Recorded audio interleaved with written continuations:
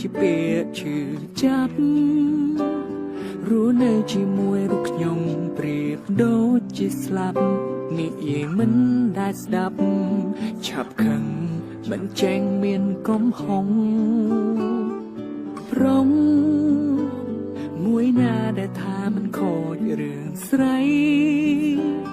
សុំតងលួងអូនតិចតួចអូននឹងអភ័យអូនមិនយកទោសបីព្រោះជាប្រពៃនៃបុរងអានតែខ្លួនជាព្រមធ្វើរឿងខំមិនថ្មីធ្វើឲ្យស្រីម្នាក់ស្ទើររោគចិត្តមានជីវិតឥតន័យរស់នៅដើម្បីគេគ្រប់ពេលបានត្រឹមខូចចិត្តតាំងពីស្គាល់បងអូនធ្វើគ្រប់យ៉ាងស្នាមទឹកភ្នែកស្នាមឡាំឈាមស្រក់ព្រោះតែបងព្រោះតែស្រឡាញ់ចង់បំពេញបំណងដើម្បីរូបបងវ័យក៏អូនហ៊ានធ្វើរាល់ទង្វើផ្លែតផ្លែនទាំងឡាយដើម្បីឲ្យខ្លួនសប្បាយមិនគិតពីវ័យបងលួចមានស្រីចាក៏ហោរូបអូនជាតិនេះខំហើយមានស្ងួនដែលស្រឡាញ់បងអូនណាប្រពន្ធ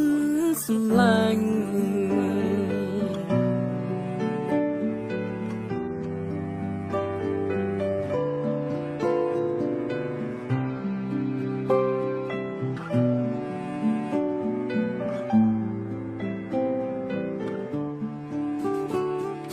ច្រៀងចំរៀងនេះជូនព្រះនាងកំសត់នោះម្នាក់ពលីដើម្បីរូបខ្ញុំគ្រប់សពនាងថានាងស្ទើរឡប់ចង់ចប់ចង់ស្អប់ខ្ញុំមិនបានអានតែខ្លួនជាប្រងធ្វើរឿងខំមិនថ្មីធ្វើឲ្យស្រីម្នាក់ស្ទើររោគចិត្តមានជីវិតឥតន័យរស់នៅដើម្បីគេគ្រប់ពេលបានត្រឹមខូចចិត្តតាំងពីស្គាល់បងអូនធ្វើគ្រប់យ៉ាងស្នាមទឹកភ្នែកស្នាមឡាំឈាមស្រក់ព្រោះតែបងព្រោះតែស្រឡាញ់ចង់បំពេញបំណងដើម្បីរូបបងវ័យក៏អូនហ៊ានធ្វើ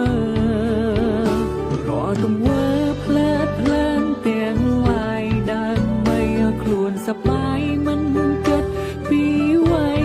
បងលួចមានស្រីចាក៏ហោរូបអូនជាតិនេះខំហើយមានស្ងួនដែលស្រឡាញ់បងអូនណាប្រពន្ធសម្លេងនូវរឿងកន្លងដែលបងធ្វើមិនអសូមអង្វរវិញបានទេជីវ៉ាពេលនេះតែបងច្បាស់ពីអារម្មណ៍ឯកាពេលគ្មានជីវ៉ាអូននៅក្បែរគ្រប់ពេលដែលយើងជួបគ្នា